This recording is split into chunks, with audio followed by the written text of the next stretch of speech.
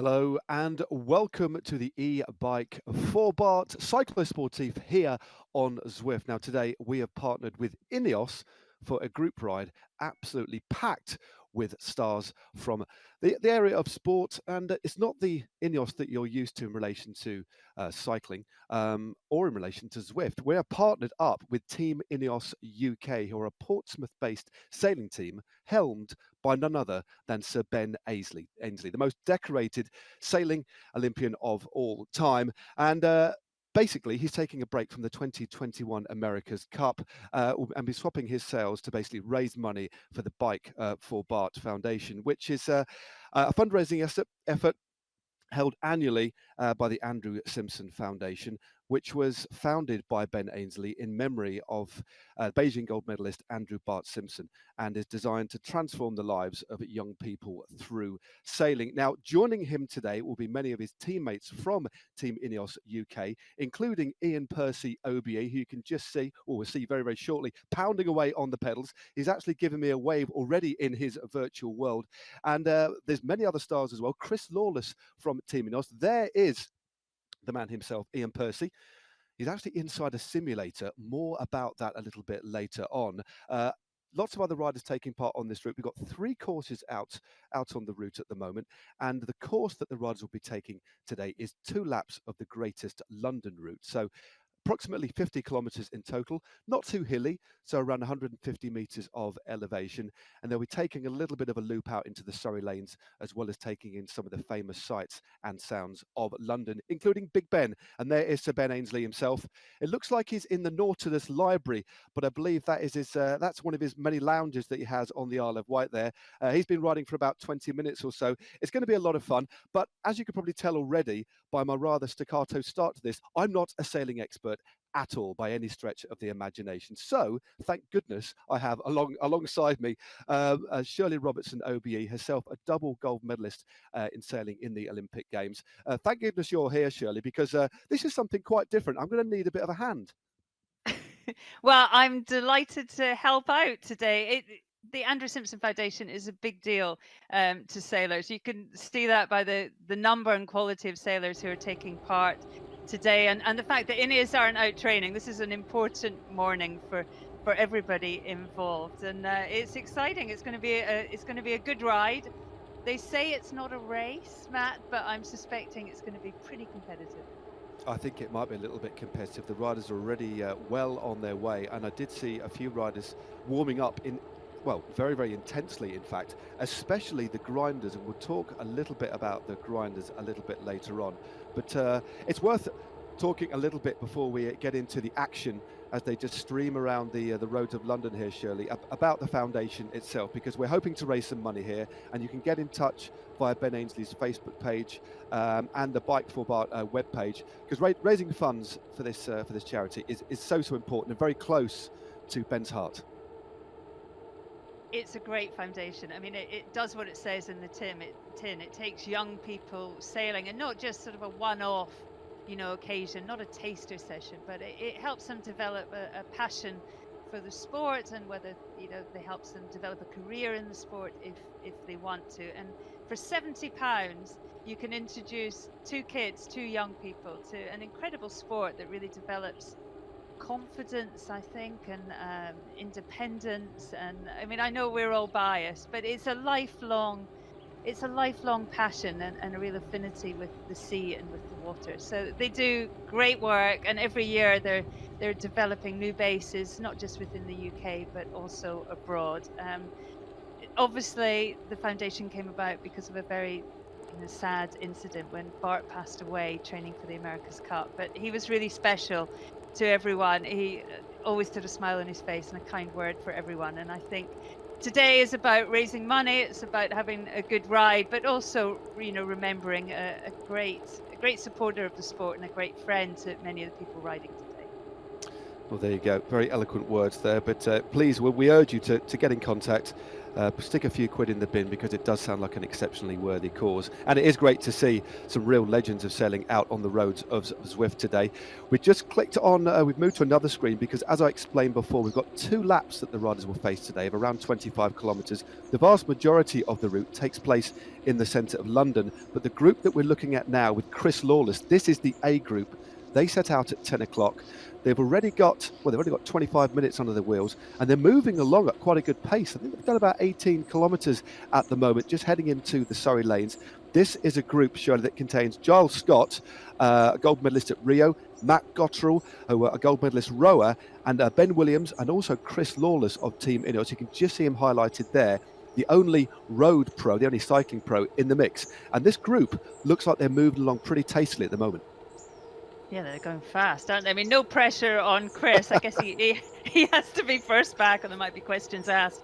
But also, you know, you mentioned Giles Scott there, who's he's Ben Ainslie's tactician for the America's Cup, gold medalist in Rio, and also he would have been in Tokyo right now defending his gold medal. And he's a handy rider, particularly for that class of boat in the games. It's the heavyweight single-handed. You need a pair of pretty strong legs. So he's out on his bike a lot, and definitely perhaps the favourite of the INEOS team to do well today. You can just see Scott there in the centre of your screen. He is this group's ride leader. That's why he has that rather fancy beacon just above him, rotating rather well. And they've obviously got this special kit as well that they've got for today's ride. Group B, just to run through the groups that we have on the road, that started off at 2 minutes past 10. That's Ben Cornish, Bledin Mon and Luke Parkinson. And then in Group C, we have the main man himself, Sir Ben Ainslie, of course, the 4 times Olympic gold medalist. He's there in his lounge at the top of my screen. It looks like he's got a bit of a sweat on already, doesn't it, Shirley? It looks like he's actually taking this relatively seriously.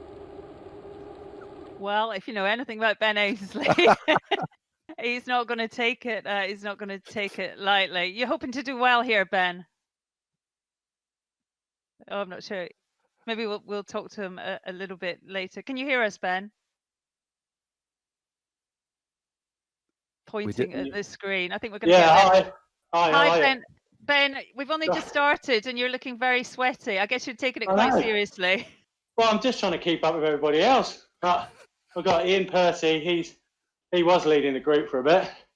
Rob Wilson, who's my coach, our coach at the team, you know, can't let him beat me and the rest of us.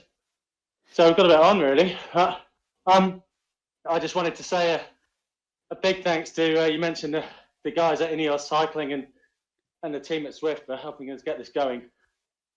It means a lot to all of us to have so much support for the big man Bart and his foundation.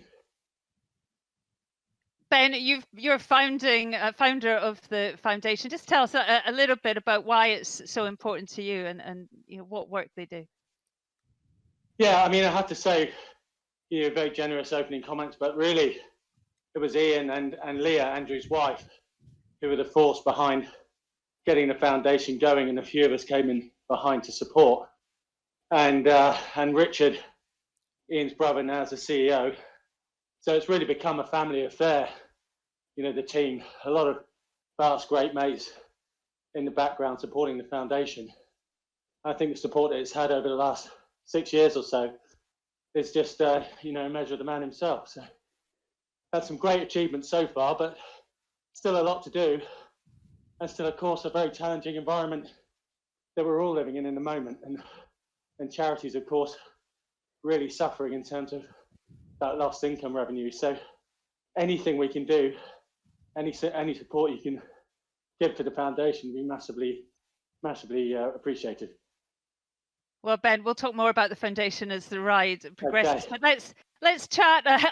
It's hard work, isn't it, talking and cycling? Let's talk a little bit about your cycling. I mean, you do get out on the roads a lot. I mean, how much are you on the bike? And actually, I've got a couple of cycling questions as well that we'll get to. Well, I don't get on the bike as much as I should really, but there's a few of us. You mentioned Giles, between the grinding and the bike, he's one of our biggest cyclists. Actually, Lee McMillan and myself spend a lot of time on the bike because we're one of the few crew members that are supposed to be keeping our weight down. So of course cycling's great for that. But I end up getting pulled in quite a few different directions. So lockdown was good in terms of getting more time out on the road. but since lockdown has eased off, it's been hard to keep that consistency of training going. But like everybody else, I love getting out on the road, particularly around the Isle of Wight here. As you know, Shells, there's some beautiful lanes and great cycling to be done. All right, Ben, we'll talk to you later and let you get back to concentrating on the job in hand. Thanks. Thanks very much indeed, Ben. Well, I think it's worthwhile, just off the back of that little chat with Ben, we will be chatting to him a little bit later. Hopefully he can get some more ventilation in there. It doesn't look like he has a fan. He's constantly mopping his brow. Hopefully there's plenty of drinks on hand for Ben there. But let's have a look at a little video in relation to the Andrew Simpson Foundation and how the money raised can make so much difference to the young people that it's looking after.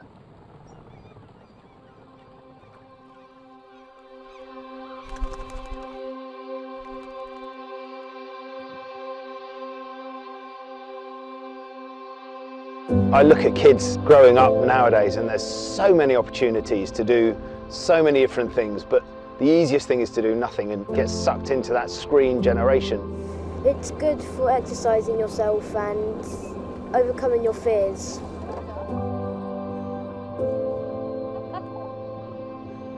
Learning so many things and working within a group to make young people come out of themselves and have a really, really fun day. And you've got this feeling of power and confidence and something that you can master. Actually, you're not far off now.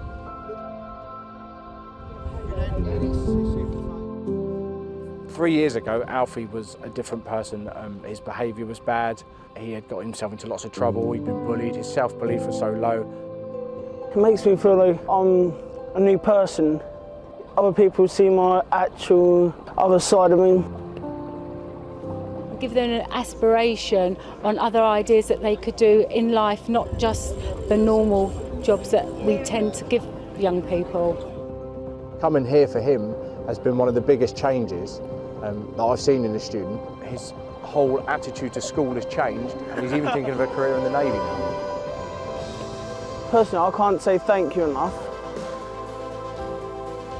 You really have to bond quite quickly as a team, so they have to learn their team working skills to work together. Being on the water, learning about the wind, the waves, the sea, it's really good for them. So we're hoping by giving students more opportunities on the water that they'll have a bit more of a chance to apply for those jobs. You know, when you quickly and visibly see what taking a child on the water can do to their life, you see them change in front of your eyes. I think it changes something in us as well and makes us feel part of something, but also just get a real sense of satisfaction of knowing that you've changed the life of someone, not just that day, but for the rest of their lives.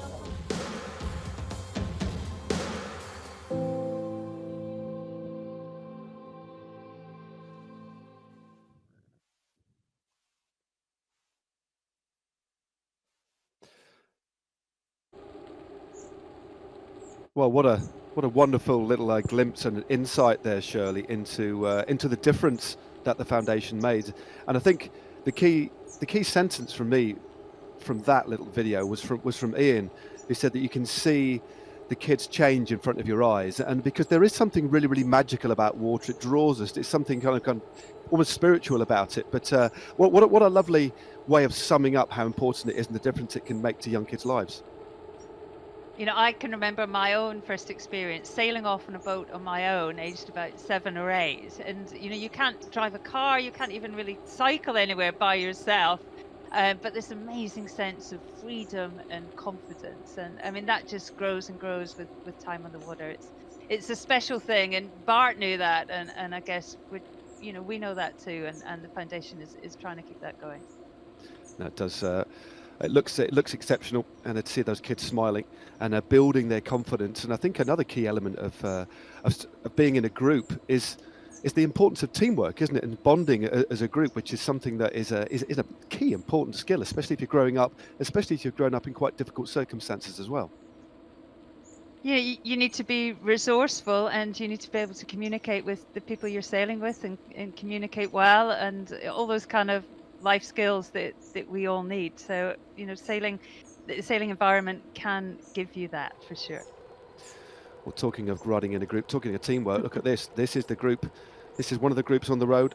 containing Ben Cornish. This is group number 2. They've just come out of the underpass. Now, very cleverly in-game, in Zwift, they've actually shortened the distance between the centre of London and the Surrey Hills. So we have this little section here running through the underground, and rather than riding on the tube tracks, which would be very dangerous, there's a danger that the riders could be electrocuted. They've actually put planks of wood over the top, thankfully, to give us this little short route that links the Surrey Hills to the centre of London. And this is the group with Ben Cornish. And I tell you what, they are moving at a pace here.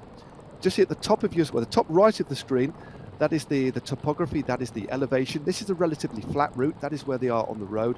And the top of your screen there, you've got the speed on the left-hand side, the elapsed distance, so they've just done 22.6 Ks. So they'll be heading through and nearly completing 1 lap already in 33 minutes. And there's their elevation as well, 108 meters of elevation. And I think they're moving very, very quickly here. So they're certainly not racing at the moment, but I sense there could be a little bit of competition here as we head towards the back of this event. Matt, I've got to ask about the shiny wheels. For those of us watching who are new to this, just to explain how you get a pair of them.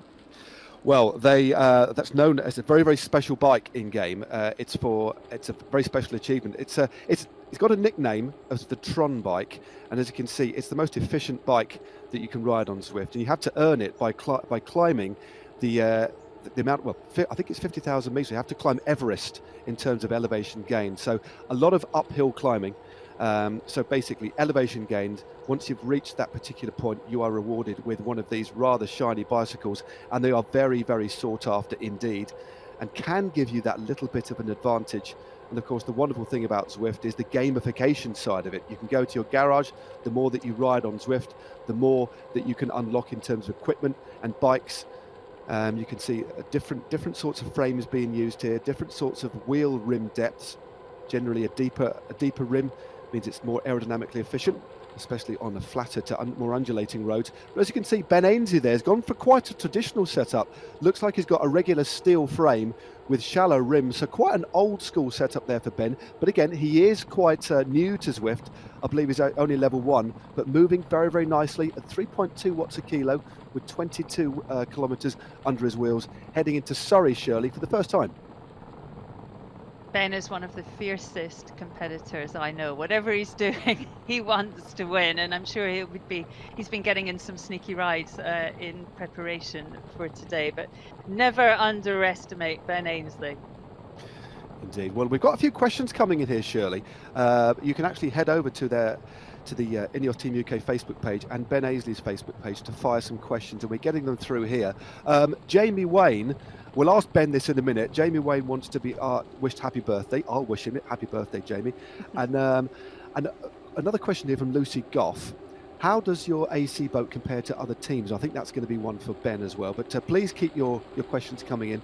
And somebody else has asked, what's the average watts for a 50-kilometre ride? Well, we won't know until the end of the ride, but I can tell you what, there's some pretty respectable wattages being pushed out at the moment by everybody on course. And there we go, head over to facebook.com/Ben Ainslie 1977. And that little bit of the course that Ben's just ridden up there, that is very, very steep indeed. It's about a 13% gradient, and the rider's almost grinding to a halt. And it looks as if Ben here, for the first time, Shirley, has actually been distanced from the group. He's got a bit of work to do to get back in the wheels. Yeah, he's been left behind, hasn't he, going up that incline. It would be interesting to see just how sweaty he is when we see him again. Oh, he's getting back in it though, Matt. Look at that, straight back in the mix, as you said. A fierce competitor. There's no way he was going to be left behind, and here he is in all of his glory. Let's have a little bit of a chat with Ben. We had a bit of a chat earlier on, but I think we should drop in again just to see how he's doing. He's looking rather shiny, but surely his hair game is strong, isn't it? A strong hair game, which is encouraging. You're always looking good. Ben, we saw you just drop back there at the start of that incline. How are you finding it? I'm struggling. Yeah, it's hard work. I'm a bit above my what I'd normally be doing, so I don't know if I'll be able to hang on to this group or not. But I'll try. Well, I'm just about to make your life a little bit harder because lots of people have been sending questions for you. Here's a tough one. It's from Lucy Goff, and she asked, how does your AC boat compare to other teams? Try and answer that in a couple of sentences. Hi, Lucy. Yeah, it's quite different. I think you've seen the New Zealand and Italian boats are quite similar in design, and our boat and the American boat's a bit different. But we can build 2 boats, so it'll be fascinating to see how much the teams align when all the boats get on the water in New Zealand in 2 or 3 months' time. Well, we can't wait for that moment. Everyone's desperate to know who's got the best boat. Here's a question, Ben, from Ben Coulson. A cycling question. Who is your favourite cyclist of all time? Your cycling hero? Whoa, good question. So many. I guess I've got to go for Bradley Wiggins first. Well, Tour de France, an Olympic gold medal in the same summer, and plenty of style to go with it. So, yeah, I'll go with that.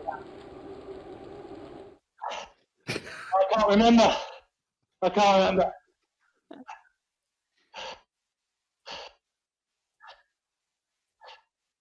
Yeah, it's impressive for a skinny lad. Yeah. Well, you're hearing there from Ian PERCY. Maybe we can have a quick chat with Ian. Ian, it looks very dramatic, your background. Tell everyone where you are and how you're doing. Going to work this morning. Got to meet someone in a bit. Very sweaty, it would appear. So we're in our simulator room at the office in London, which is good because we're going around London. But yeah, it's the first time I've cycled in about 5 years. So I'm not going to be able to walk after this. You're going well. I can't keep up with you. Mate, about to pass down. Ian, tell us a little bit about where you are, because we had a look before we came on air but can you just explain to those watching exactly where you are situated with this Artemis Technologies screen that you've got wrapped around you? Where exactly are you? We're in a simulator room, which is most of the modern America's Cup teams would have, which is a little bit like we're doing here on Zwift. It's a simulation of the real thing that runs in real time, a bit like this. And ours was for the last America's Cup, and we've subsequently converted it to be used for commercial vessels, where we're developing zero emissions solutions for maritime, using some of the same technology, hence the need for the simulator here. Don't make me talk too much. Can't breathe. Ask her another question, Shirley. Go on, one more. Yeah, keep on. Just take me down. Keep going. Maybe we'll go to Ben. We'll just follow up on the simulator. Yes. I mean, how big a deal is it in the America's Cup world? It's not often that the layman gets to see in a room like that. How important is it, Ben, to trying to win the cup? Oh, big deal. Right, let's get on with it. No, it's important. Like Ian says, we used to rely on tank models and wind tunnels in the good old days, and now it's all done on computer simulation and modeling. It's really impressive.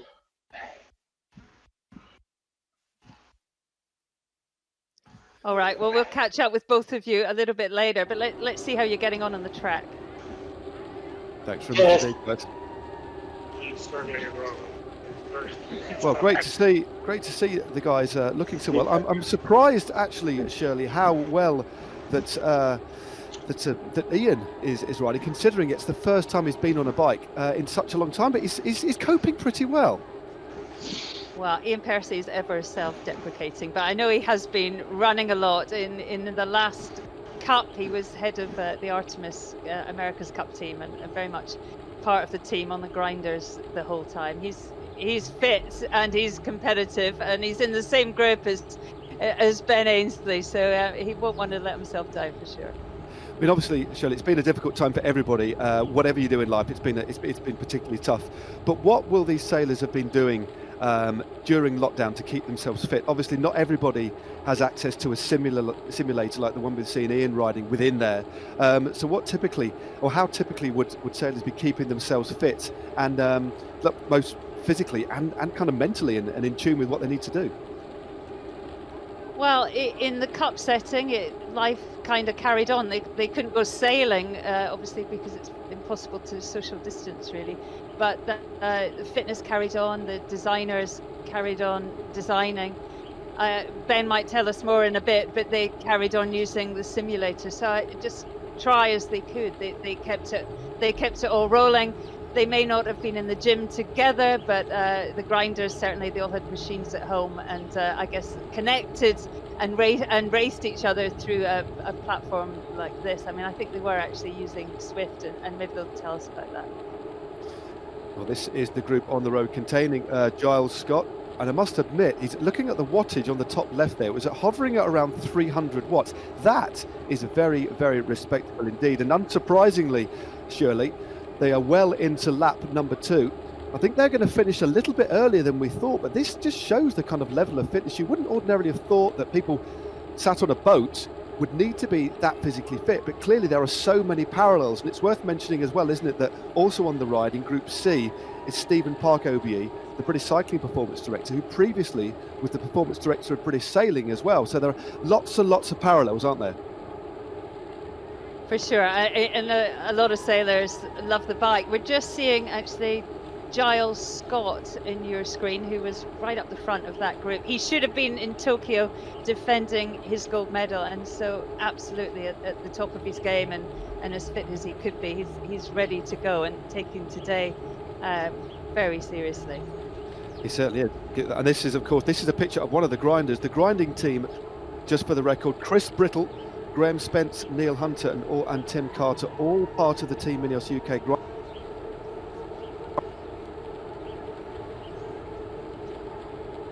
On board. Please explain exactly what they do and how important they are. The grinders provide the power to help you adjust the sails and adjust the foils. So they're absolutely crucial. If Ben Ainslie wants to do 20 tacks up the first leg, they need to provide the power to do that. And the more power he has, the more he can do. So absolutely crucial. We just saw Luke Parkinson, and now this is GRAEME Spence, another Aussie. He's rather fetching headband. They're really, really powerful guys. It's like cycling with your arms. They do, and now in their training, they're doing about between 12 and 15 hours a week, not including actually having to grind in the boat when the team's out training. But they're certainly putting in the hours on this machine. That is absolutely impressive. I mean, the effort equally as impressive as the moustache and headband combination there from GRAEME Spence. Look at that remarkably heavy tyre in the background there. These guys are obviously exceptionally strong, and when you think about the amount of power that these guys are generating through their arms, I mean, a lot of people surely would struggle to generate that amount of power through their legs, which in terms of muscle mass generally is a lot bigger. It just puts it into perspective how fit these guys are, because the very success of the team is essentially reliant on the energy that these guys are able to create. That's very true. I mean, you're more used to looking at the data than I am. I mean, how comparable is what we're seeing from the grinders to the top cyclists?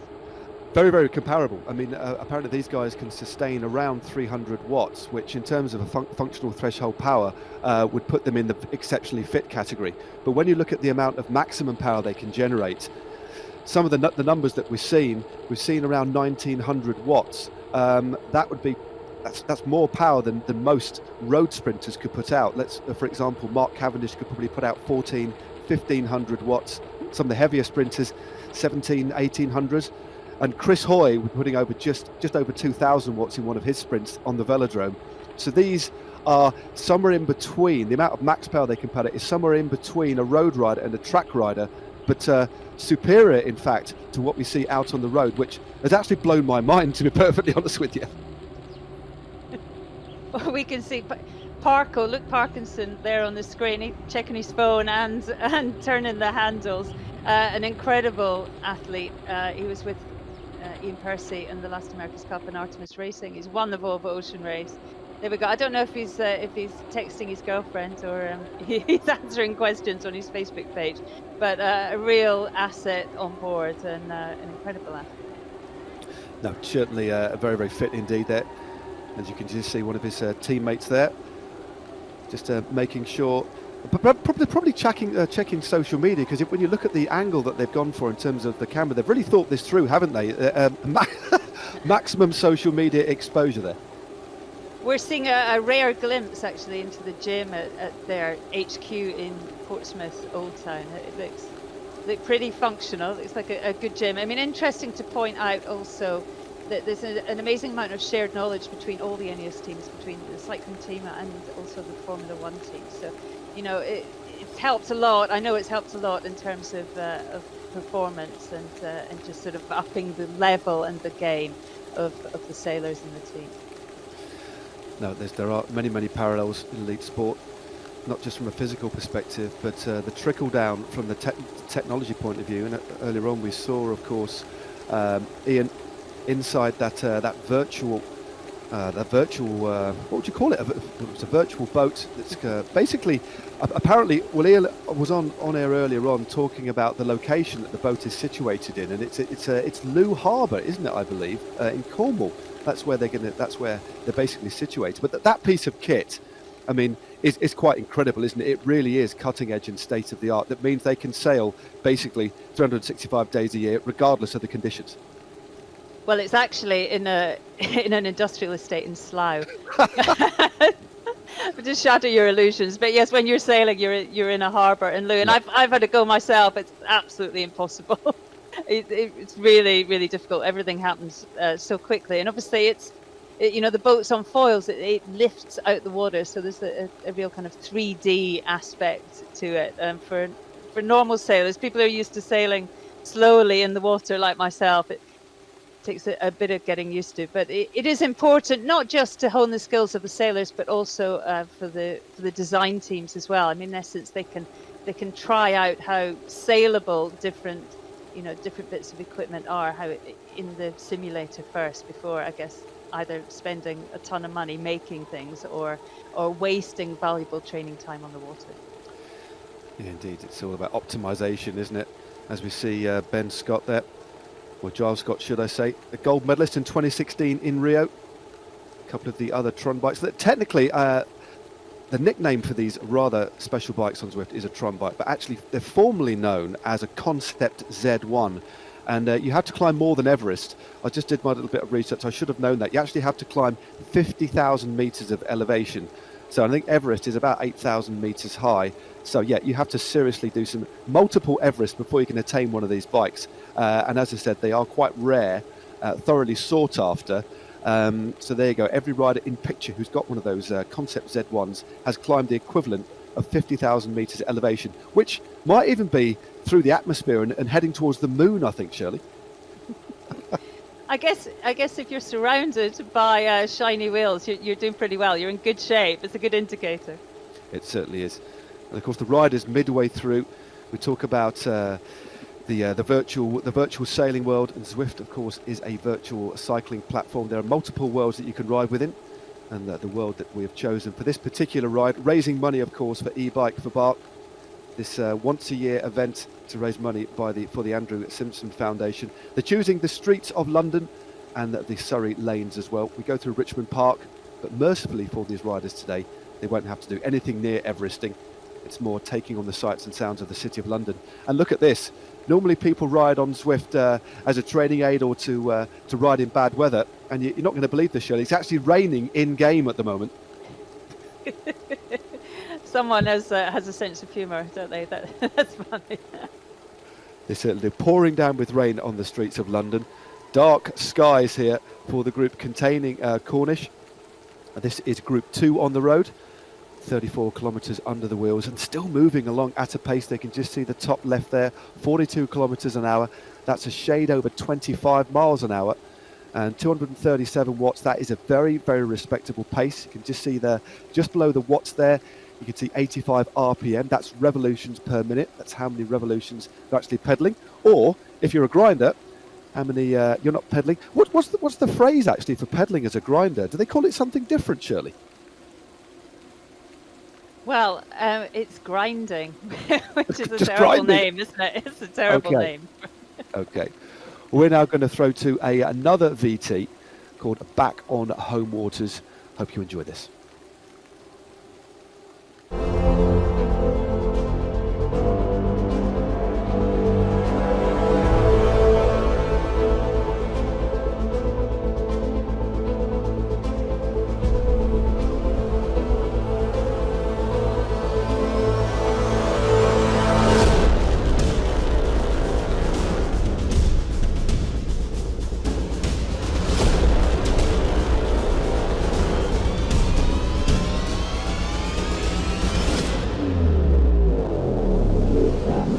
been a tough period for the team, as it has been for everybody.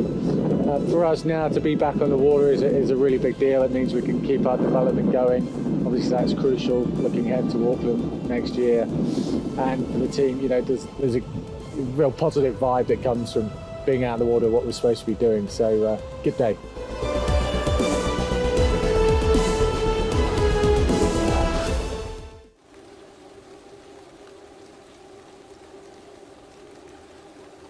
Well, there we go. A little bit of an insight there into what Team INEOS UK are doing.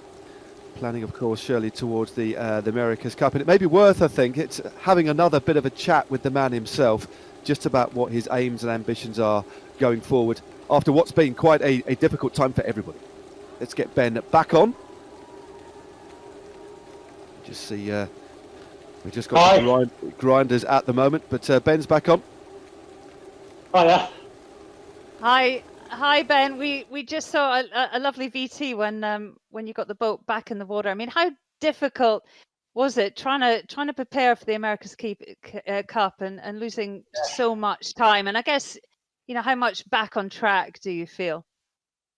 Yeah, it has been difficult. It's been difficult for all of the teams, and you know, we talk about our world in sport, but of course, been just so many challenges all around the world. But in our world, yeah, we were training in Sardinia, getting ready for the race there.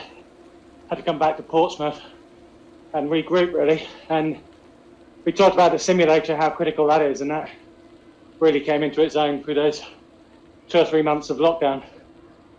And now, yeah, been back on the water for a couple of months now, had some really good time there, developing our first boat, and then making sure we get our second boat built and delivered to New Zealand on time. Well, there's really not long to go. Just give us a short indication, really, of what the next few months look like. What's the landscape, the run-in to the Cup itself? Yeah, so we finish up sailing here. We start shipping all the equipment to New Zealand. We've got to do 2 weeks of quarantine in New Zealand. Can't really get around that. And then we'll have a couple of months in New Zealand getting ready for the Christmas race, end of December. And that'll be the first time that all of the teams are lined up together. And that'll be a key moment. And then not long after that, we're into the Challenger Series. So time is short. Well, we can't wait for it to happen. But make sure to take your bike for your quarantine in New Zealand, and plenty of Netflix. Keep pedaling, Ben. We'll talk to you later. Cheers. Cheers, Ben. I tell you what, Shirley, it's a real measure, isn't it, of somebody's fitness, that they're able to talk pretty well and still put out around 200 watts. He's definitely doing well, isn't he? He's a very, very fit, determined man with, but again, so competitive and a lot on the menu for him over the coming months. He's so competitive. Whatever he does, he's very, very competitive. And he was playing down, I guess, how much he rides as well. But I know as soon as we were allowed to ride in lockdown, he was out round the Isle of Wight riding outside. So he's fitter and more bike ready than he's letting on. I mean, again, before we came on air, we were talking, and I was learning a lot. I'm obviously aware of sailing. I'm fully aware of Ben, but in terms of the minutiae, the detail about sailing, I'm a complete utter newbie. And we were talking about the America's Cup in relation to what the benefits are of winning it. So talk to us a little bit about the way the America's Cup works, because it's quite special, because the winner gets to do something that you never see in any other sport. Well, I guess if you're looking at it from outside the world of sailing, it's a real anomaly. But in many ways, this is what makes it special. If your team wins it, you get to decide more or less everything. You know, where it's going to be, what the boats are going to be like, what the format is.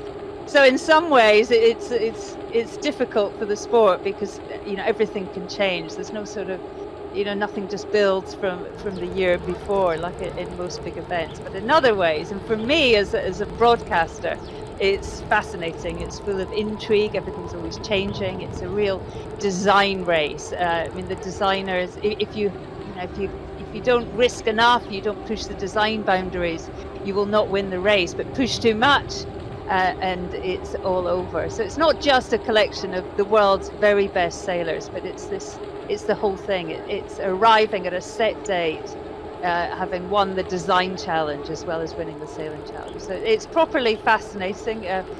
For those who are watching, who are perhaps not as au fait with sailing, watch it on the television. It will be free to air. The actual cup itself is in March, but as Ben just said, we will see for the first time the 4 teams lining up with their machines in December. There obviously hasn't been any racing this year, so it really will be an amazing moment when we see them all together. It's a very interesting coming together of cutting edge technology, fitness, the way a team gels together. I mean, how much kind of work out on the water will a team have? Is a lot of it, obviously a lot of it is on land, but how many opportunities are there to actually get on the rig and actually test it to its full capacity? Well, and that's a good point, Matt, because it is quite limited, and it's quite an effort to go sailing. I mean, I think it involves perhaps 50 or 60 people to get the machine on the water, get all the data back, to keep it all up and running. But sailing time is vital. It's vital for the sailors, obviously, but also for the designers, just to get real data, not just data from the simulator. But you're right. I guess when you speak to the sailors, they do a lot less actual sailing than they would conventional sailing, but every minute they do is absolutely vital to the process, not just to be a slick team, but to arrive with the best machine, to keep evolving the technology, even during the cup, working out daily, feeding back the data and making improvements on a daily basis. So it's exciting if you're a bit nerdy and you're into data and technology and all of that. It's an absolute fascinating thing. Well, again, we talk about data technology. I think any of us involved in sport, especially in the 21st century now, who have access to platforms like Zwift, I think the nerdy thing is actually quite exciting. It's a way of kind of monitoring fitness, and also a way of bringing people together. I think that's the wonderful thing about Zwift here, especially during these very difficult times, is that we've got this platform that has brought together all these people from all over the place, basically riding in this virtual world, able to communicate with each other. As we look at Matt GOTREL there, Matt is one of the riders from Group A there, looking pretty cool actually. Looks like he's got a good style. Looks like he's got his road bike on his turbo there, looking pretty composed. Matt GOTREL won a gold medal in the Rio Games, but not for sailing, for rowing. He was one of the 8. His nickname is Shrek. Okay.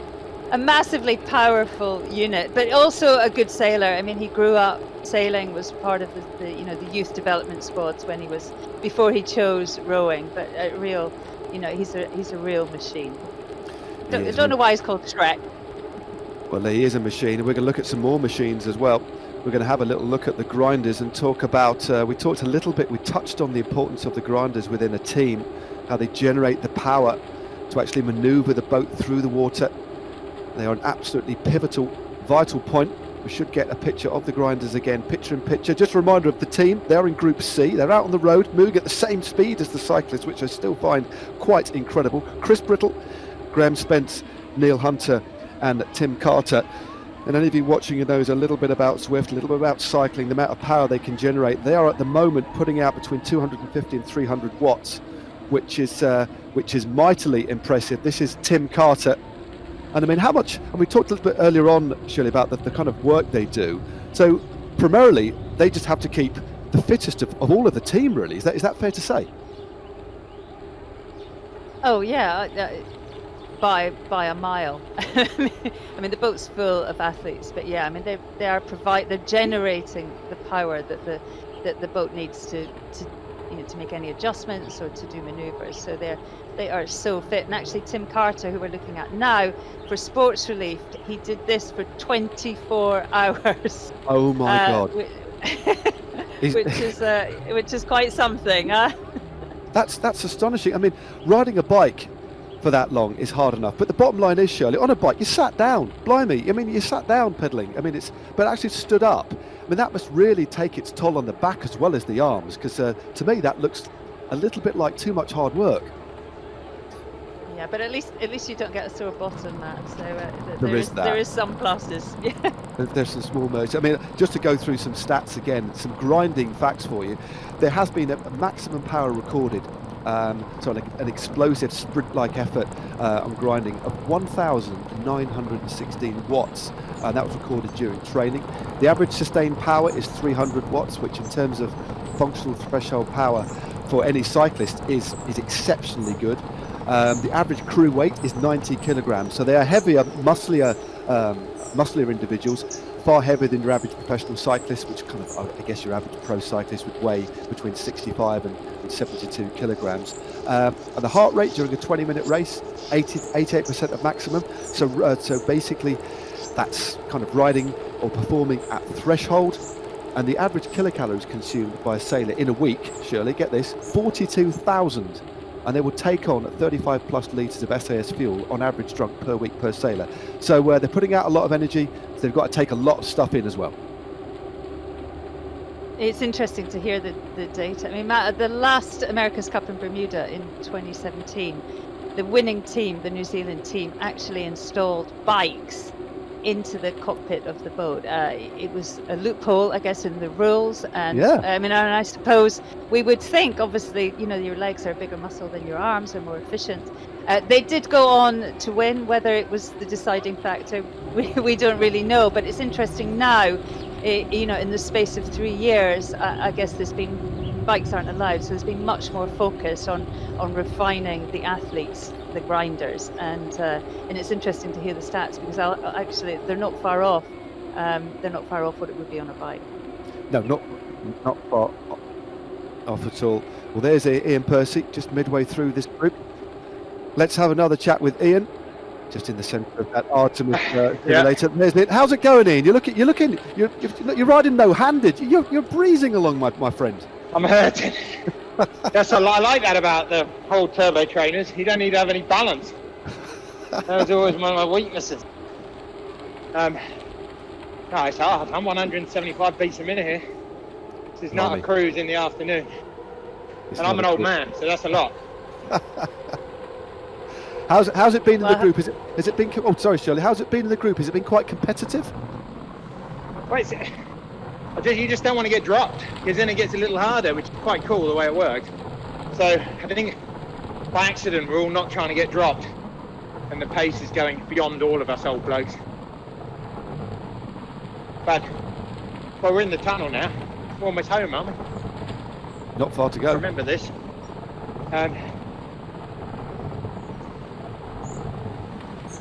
Well, great stuff, Ian.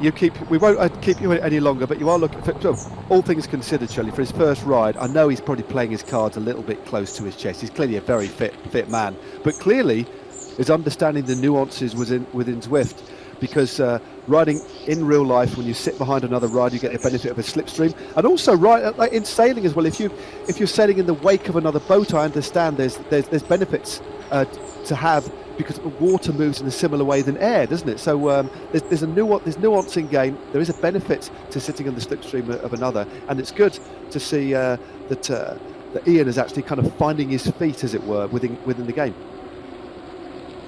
Well, they're all the sailors we've spoke to. They're real technical sailors, and you can't not be, working in the America's Cup world. You have to understand flow and aerodynamics and hydrodynamics, and I mean you got to be smart now. It's not enough just to be a good sailor. But interesting with Ian, I have a podcast, and I interviewed him for the podcast, and he said, "Why would you speak to me? I don't even sail anymore." But 2 months before, he'd been at an event, a sort of champion of champions event, and absolutely wiped the floor with everyone, having not sailed for over a year. But he's a really special, natural sailor, and so self-deprecating that it's a pleasure to be around. And if anybody wants to tune into that podcast, Shirley, what's it called? Shirley Robertson's Sailing Podcast. So there we go. It's easy to find. And thanks for the not very subtle plug, Matt. But it's I guess I've been around the Olympic world for a long time, and then working in all areas of sailing, and so I'm trusted by the sailors. So it's it's a real insight, an in-depth chat with some of the biggest stars around the globe of our sport. So if you haven't listened to it, it's really worth having a listen. Ben Ainslie's there a little bit earlier in the year, Ian Percy, and actually Ian Percy, you know, he won his gold and silver medal with Bart, with Andrew Simpson, and he talks about that whole period in his life, you know, the joys and obviously the devastation, and it's not really about sport, it's about, you know, friendship and loss, and it's a compelling listen. So I hope everyone enjoys it. No, it does sound great. Head over there, have a little listen. And just off the back of that point, Shirley, it's just worth reminding people, this is all about raising money for the Andrew Simpson Foundation. Normally we have Bike4Bart. This is eBike4Bart. We're on the Zwift platform, and it is Ben Ainslie who's brought everybody together. And there he is, picture in picture. You can just see he's moving along just under 200 watts. And just looking at his body language, it suggests to me that the four-time Olympic gold medalist is starting to suffer. We're heading into the last 7 kilometers of this event. Ben, how are you feeling? Hope? Oh, struggling and not good. About 11k to go. I'm struggling to hang on to the group in front of me. So, just say I keep going, keep pushing. Oh. Matt, you were a pro cyclist. Have you got any tips for him to get him to the finish line?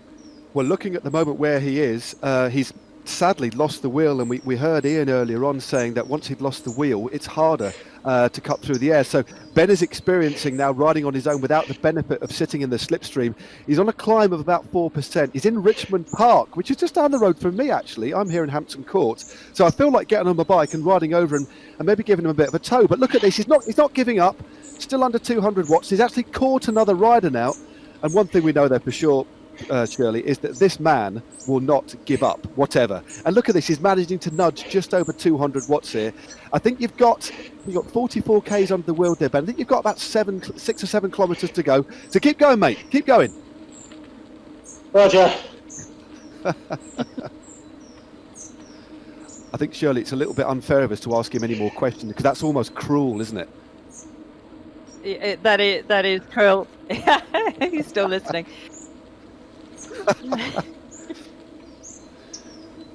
we don't want to see that, but you know, Ben Ainslie is the greatest Olympic sailor of all time, Matt. 4 golds and a silver. And I remember covering the Olympics in London where he won his final gold, and really kind of struggling, issues with his back, and it was all very tough. And the Danish sailor was really properly challenging him. One day made him angry out in the water, and Ben came in and said, "You don't want to make me angry." And it was just the trigger to find a whole new level. And from there, you know, won his gold medal and became the greatest sailor of all time. So one of those athletes that when you fire him up, he's absolutely unstoppable. Well, that's absolutely fantastic. And we just saw Ben actually communicating, and this is one of the added kind of features of riding on Zwift. You can ride with the people from all over the world, and you can actually message in game as well. And given that Ben is the ride leader with that with the little golden thing just spinning above his head, you can actually communicate with the other riders. And when you're a ride leader in any group ride like this, you can actually have a chat with people and tell them to slow down. And I think what we saw there, Shirley, was him asking for the rest of the group maybe to slow down a little bit so they can regroup and finish together as a team, which would be nice, wouldn't it? You know, I outside ride, and one of the things I love about it is, you know, going out with mates and the community element of cycling. And you know, I'm stopping for a coffee, I have to admit that. But it's great that it is a community, that it is very social on Zwift, and you could keep that joy of the sport going, even if you're not outside. Indeed. Well, the lead group on the road are heading into the streets of London again. So they are going to be not very far at all from the finish. So they have gone around this circuit, the 50Ks, very, very quickly indeed, still putting out around 250 watts. And that is Matt GOTREL that we're seeing on the centre of your screen here. Very, very respectable speeds. It won't be, they're just going over London Bridge now. They'll be swinging left and heading back in a westerly direction, parallel with the River Thames. and this group won't be very long. I think they've got around 3 kilometres to go, but I'm very, very, not so much surprised, Shirley, but impressed at the level of fitness. But also, just a quick word from you, Shirley, seeing some of the finest sailors in the world coming together on Zwift. I mean, what's your perception of this? It's quite wonderful, isn't it? It's where it's bringing people from a different sport together on this virtual platform. I'm loving it. It looks fantastic as well. You can actually sort of see the landmarks and where you are, and you can communicate with the other riders. And I mean, as I was saying, it's got an element of the joy of riding with and against your mates, but virtually. It's very, very impressive. And I too am very impressed by the level of fitness of some of the sailors. I mean, I know they're nearly peaking, that the America's Cup and the Olympics would have been now, the America's Cup in a few months, but they're at the top of their fitness game, and it's great to see how that translates into the bike.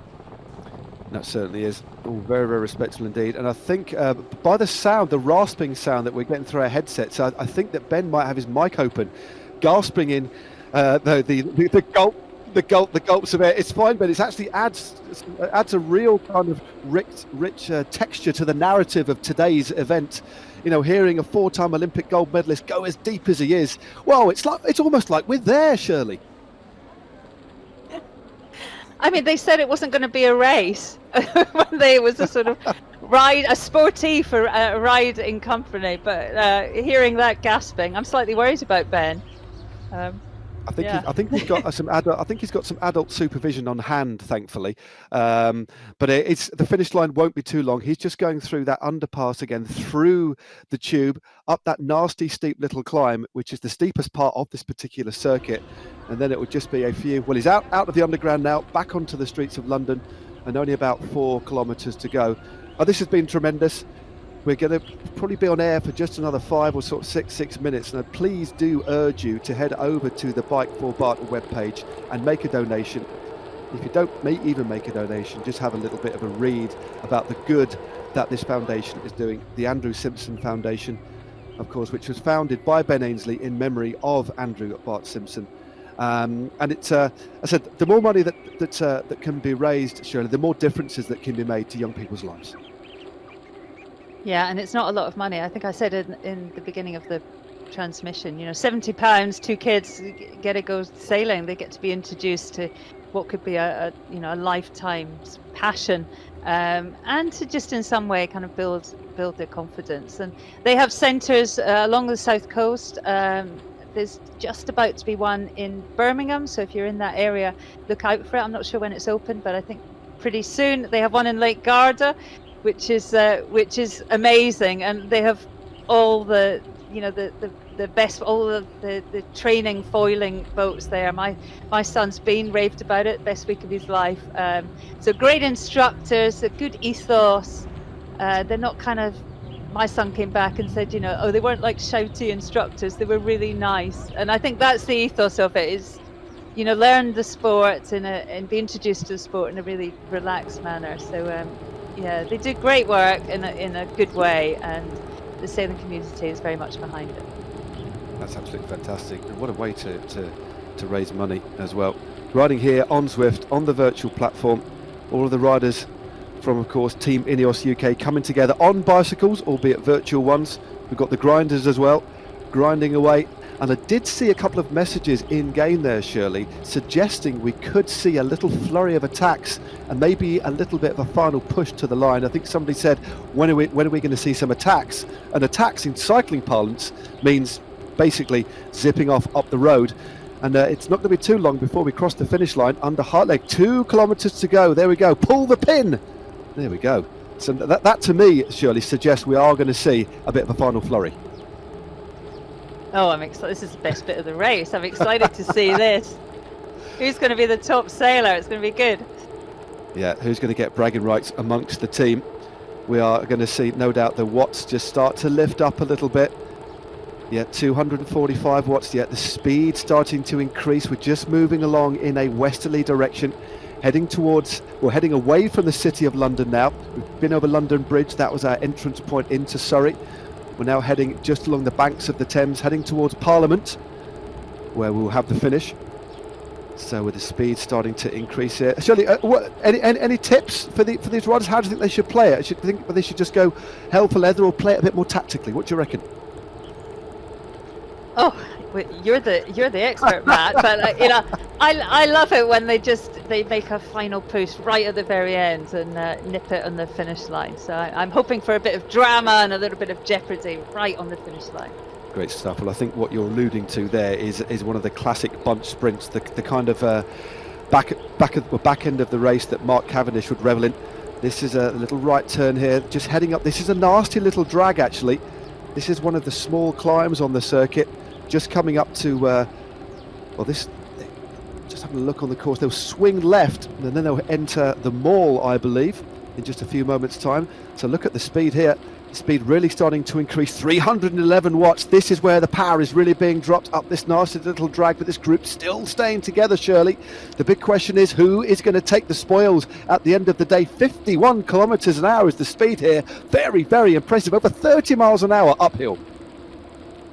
Wow, you get a speeding ticket for that in the mile. That is impressive speed. Looks great. Well, here we go. They're just turning left. They're going under Admiralty Arch. You can just see Admiralty Arch. Well, that was just over to the right-hand side. They're just heading down. They'll be heading on to the mall just outside Buckingham Palace in a minute. This is part of the La Classique circuit. There are numerous circuits within the London world. The Classic circuit was used by the women in the Prudential Ride London Surrey Classic. So lots of different permutations that you can ride in-game as we get another little look at Sir Ben Ainslie there. Still tapping out 200 watts. He is not giving up at all. The stats that he's putting out still very, very respectable indeed. And looking at the little picture-in-pitch that I get, look at the study of concentration on his face. He's super focused, isn't he?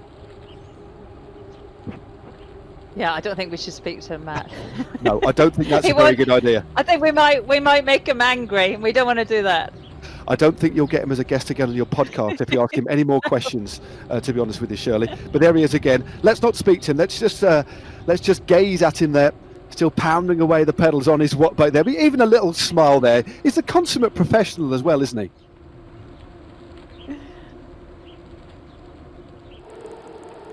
So just over 50 Ks now. Some power-ups being used here. Power-ups are the gamification element. They actually help you in-game.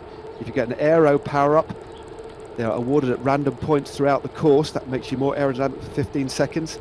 Very, very handy if you're going to do a sprint. A van power-up, well, that increases your draft by 50%. If you get a burrito, that makes you undraftable, so no rider can get into your slipstream for 10 seconds. If you get a featherweight power-up, that makes you lighter on the bike by 9.5 kilograms for 15 seconds. And surely, if you get an invisibility power-up, you actually turn invisible for the other riders in the game for 10 seconds. So you can actually make a sneaky little invisible attack as we look at the front group on the road here. So a couple of power-ups already been used, but nobody has stolen a march. It looks to me, Shirley, as if we're heading towards what you wanted, and that is a group sprint to the line. Oh, I love the stealth mode. That is fantastic. That's a genius. In our box, we're looking at David Carr, Freddie, we call him, and he is a machine. And I spoke to him last night. He's taking today very seriously. He's been normally a grinder, but not grinding today. He is on the bike and has been getting in some rides, and he is pushing at the front. Very competitive between the INEOS sailors, and yeah, he's doing well. Well, this is great. They're just going up they're on, as you can see, on the mall there, the red surface, the red tarmac of the mall. There's some big power being dropped, 350 watts. Bear in mind, they've already done 53 kilometers here. I don't know what that was, but a big attack here. We're just up this little bit of a drag. We should be crossing the finish line very, very shortly, but I don't know how much longer these riders can sustain this power. As we see Matt GOTREL move to the front. The man, of course, with the beacon, the ride leader, really laying down the watts. Impressive power as he head towards the back end of this race, Shirley. Wonderful stuff. Goodness, there's a shiny wheels just overtaken him. That's not a good sign. It's not. The concept. Saving himself right to the end. He certainly is. We're just heading in towards the finish now. Look at the watts being dropped here. It's going to be very, very close. Of course, we have some riders from the community in the mix here as well, riding along with these stars of sailing, heading back down the mall again. This is a view a little bit further down now, one of the Concept Z1 bikes. Of course, awarded for any rider who's actually climbed the equivalent of 50,000 metres through the atmosphere. But as we head towards the back end of today, it's been a wonderful event, hasn't it, Shirley? I mean, I've thoroughly enjoyed talking to Ben, talking to Ian, and getting a little bit of an insight into this sport, as we see some big power being launched there by car. Did you see the power there? 700 watts. Wow, I mean, he's got shiny wheels. He's obviously been doing a bit of riding and desperate to do well today. But Matt, 253 riders taking part today, and as you say, it's been great fun. I mean, a real sense of community and very competitive. We always thought it would be. Well, that's great. So 250 riders. Of course, we had three groups on the road: Giles Scott, Matt GOTREL and Ben Williams, joined by Chris Lawless from Team INEOS. So thanks for Chris, and of course Team INEOS, the pro cycling team, for letting Chris ride. But this is coming in towards the finale now. Some big watts are being dropped. Look at this, 900 watts. We're seeing three figures here. This is GOTREL on the front. GOTREL there is the finishing banner. And just coming round, it was another rider. The finishing banner is inside. Only a couple of metres to go now. It looks like Carr is going to take it on the line. Absolutely wonderful stuff. We'll get confirmation of that, but a superb sprint finish there on the mall in the shadow of Buckingham Palace. A superb end to this eBike4Bart, Shirley. Wonderful stuff here, and impressive rides all round, and obviously important money being raised by Bike4Bart. Oh, it was so exciting. We hadn't seen David Carr, had we, the entire race, but goodness, came through right at the end. Perfectly timed amount of effort, and you know, he's a great. We saw him in the Foundation VT earlier on in the broadcast. You know, a great advocate for the charity, and very impressive that he's got the bragging rights of the INEOS team. I'm sure that's going to last a long time. But great race, so exciting. Yeah, I'm sure that David Carr will have bragging rights, as we see Ben Ainslie still out on the road. He's got a couple of kilometres to go, but Shirley, it is time for us to go as well. But I think I'd just like to take this opportunity to thank everybody for tuning in. Of course, to Team INEOS UK and Ben Ainslie in particular for putting on this event. And a last word from you, Shirley. We've summed it up a little bit, but a closing statement from yourself about how great this event has been. It's been a good day, hasn't it? It's been great to watch, but also, you know, to commemorate Andrew Simpson, to remember the charity, and really just think of the good work it does. So, on behalf of me, you know, thank you everyone for taking part, for donating to the charity, and hopefully we'll see everyone back on the road next year in Bike4Bart. Indeed. Well, thank you very much, Shirley. It's been a pleasure in this virtual world, chatting alongside you, watching these riders out on the road, raising money for what is a wonderful cause. But for now, from the virtual streets of London, from me and from Shirley, it's goodbye and stay safe.